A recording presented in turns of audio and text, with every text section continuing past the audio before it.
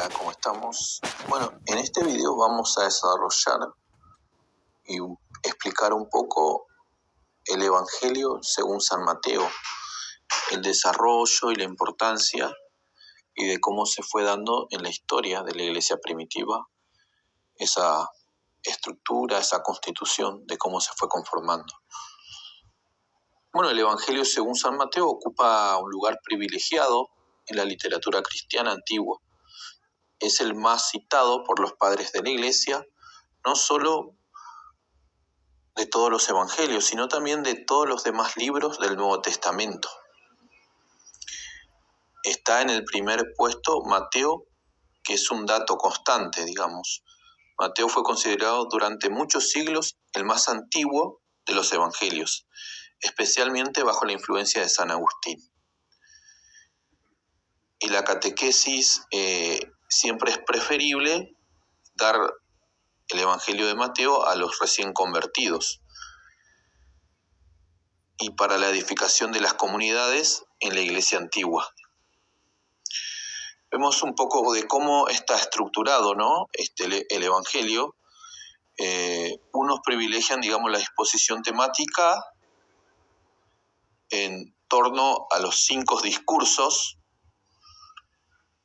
que se alternan con las partes narrativas.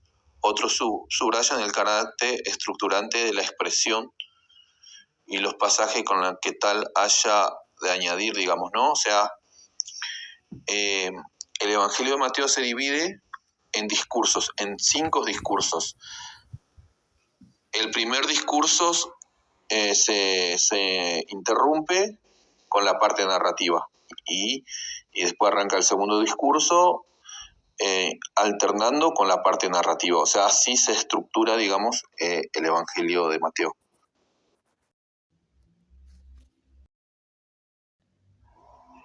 Y el contenido básicamente aparece desde Mateo 1:1. Jesús es mostrado como el hijo de David e hijo de Abraham, 2 figuras fundamentales de la tradición judía. Aparece la genealogía justamente y subraya el profundo enraizamiento de Jesús en la historia de la fe de Israel. Abraham, padre de los creyentes, y en la historia de la esperanza mesiánica, la figura de David. De las 13 citas del cumplimiento, y 4 se encuentra en el relato mateano de la infancia. Y vemos también en el capítulo 2 la visita de los magos del oriente y la huida a Egipto, matanza de los niños de Belén, regreso a la tierra de Israel. Subraya la apertura, digamos, universalista y la incredulidad de Jerusalén. Después vemos la enseñanza del Mesías de Israel, se refiere a la ley, a él lleva al cumplimiento al mismo tiempo que la supera. Y la pregunta del Bautista y la opinión de Jesús sobre este último. Aparece ahí la fe y la incredulidad, digamos. Vemos también que el Mesías de Israel edifica su nueva comunidad sobre Pedro a partir del capítulo 16, del 13 al 20. Y la llegada de Jesús a Jerusalén abre una sección centrada en torno a una confrontación entre los jefes del pueblo de Israel y Jesús, contra sus responsables, los responsables religiosos. Después empieza el discurso escatológico, que constituye una advertencia dirigida a la comunidad mateana.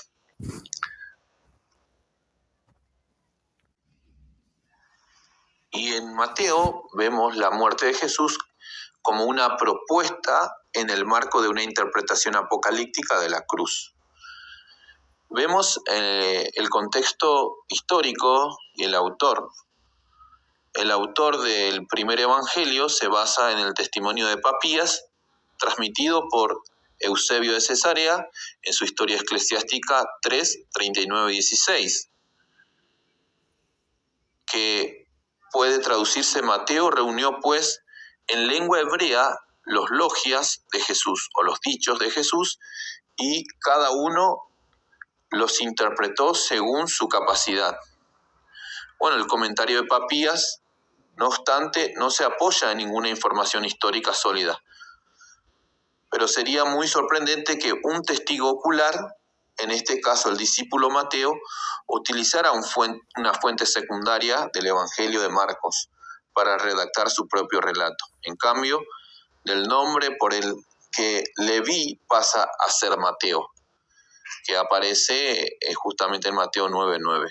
Refleja además un proceso secundario que no es obra de un testigo ocular, digamos. Es posible que el discípulo Mateo desempeñara un papel en la comunidad de la que procedía el autor del Evangelio.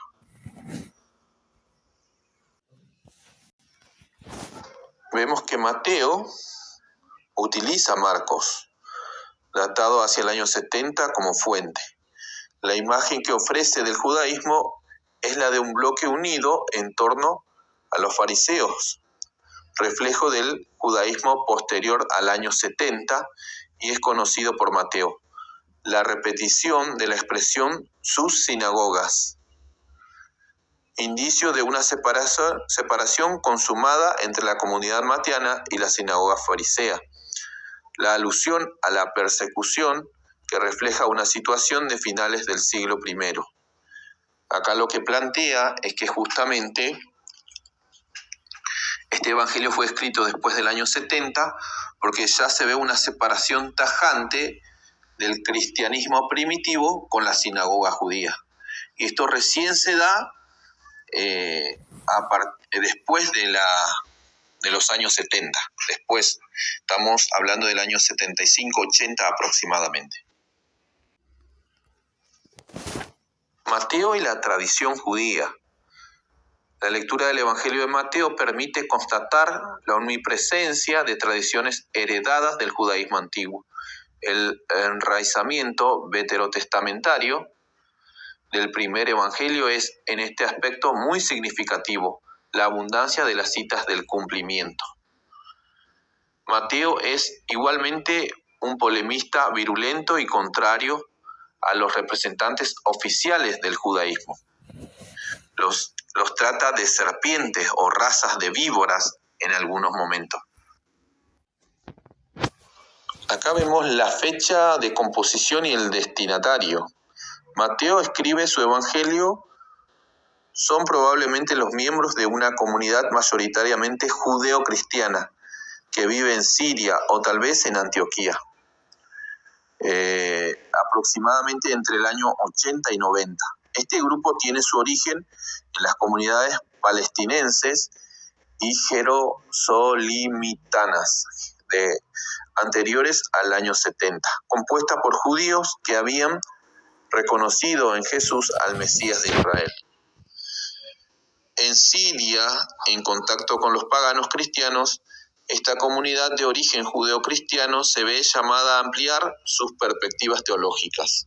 Hablamos un poquito de la composición literaria, de las fuentes. El Evangelio de Mateo tiene 1068 versículos.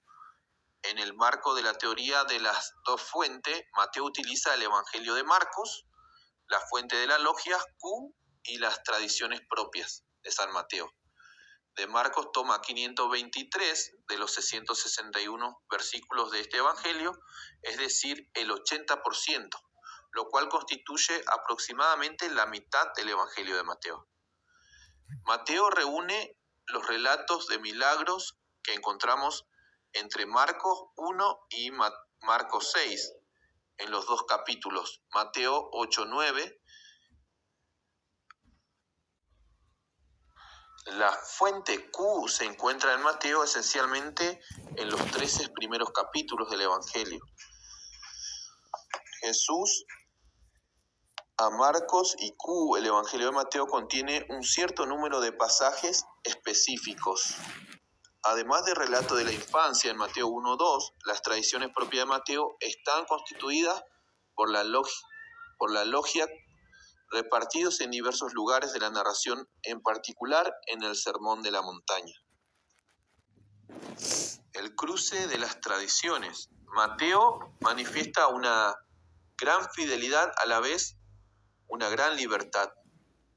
El reagrupamiento de milagros, por ejemplo en el 8-9, que reúne en una larga escena relatos que Marcos sitúa en momentos diferentes. El título de escriba inspirado, bueno, tal vez la expresión intérprete creativo sea más exacta. Mateo adapta y extiende sus fuentes creando palabras nuevas de Jesús como la intención de esclarecer para su comunidad esta o aquella tradición sobre Jesús. ¿Cuál es la autoridad que Mateo se otorga para actuar así? A veces se explica este fenómeno hablando de profetas inspirados, semejante a lo que transmitieron la fuente Q, o que en las comunidades primitivas transmitían la palabra de Jesús glorificado. Para Mateo, el ideal de escriba se inspira tal vez en la noción de escriba tal como es desarrollada en los escritos que acabamos de mencionar. Práctica de la sabiduría, donde la comprensión de las parábolas y de los misterios, noción de autoridad y de la verdadera justicia, interpretación de la ley y de los profetas.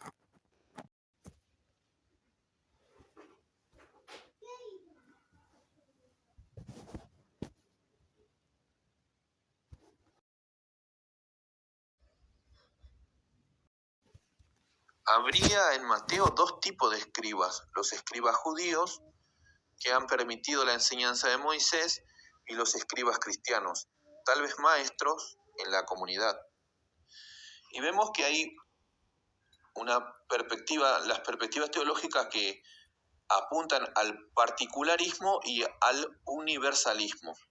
Se puede discernir un doble movimiento. En primer lugar, un particularismo bastante fuerte. Mateo conoce perfectamente el judaísmo de su tiempo. Considera que escribas y fariseos están sentados en la cátedra de Moisés y por esta razón respeta su enseñanza.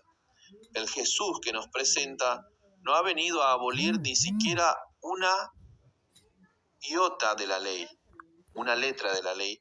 Por otro lado, se podrían multiplicar los ejemplos que manifiestan un profundo enraizamiento en la tradición judía.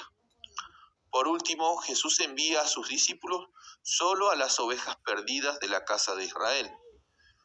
Junto a esta fuente particular del particularismo cohabita un universalismo decidido y con acentos polémicos. Los magos son los primeros que van a postrarse ante el niño, mientras que Herodes quiere matarlo y los escribas de Jerusalén no se interesan por él. Jesús cura al siervo del centurión y subraya que nunca ha visto en Israel una fe tan grande. La hija de la mujer cananea es curada después de muchas resistencias. Finalmente, después de Pascua, Jesús mismo extiende el anuncio de la buena nueva a todos los pueblos de la tierra, donde aparece en el 28, 16 al 20.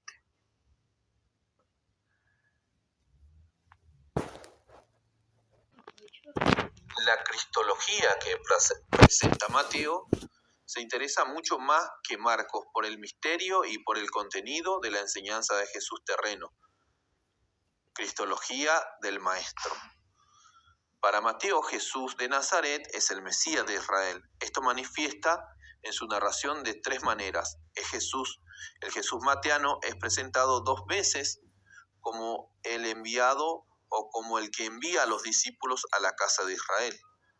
Y a través de la cita del cumplimiento que descubre Jesús, es el enviado esperado y anunciado. Quienes los reciben son pues fieles a la tradición de los padres. Por último, y en tercer elemento, Jesús lleva los títulos de Cristo, los cristológicos tomados del Antiguo Testamento: Hijo de David, Mesías, Hijo de Hombre. Conocemos la importancia de los títulos atribuidos a Jesús y también el paralelo que en algunos se establecen con Moisés. Tampoco hay que descuidar que la solidaridad profunda en el que en el Evangelio de Mateo une a Jesús con los pequeños.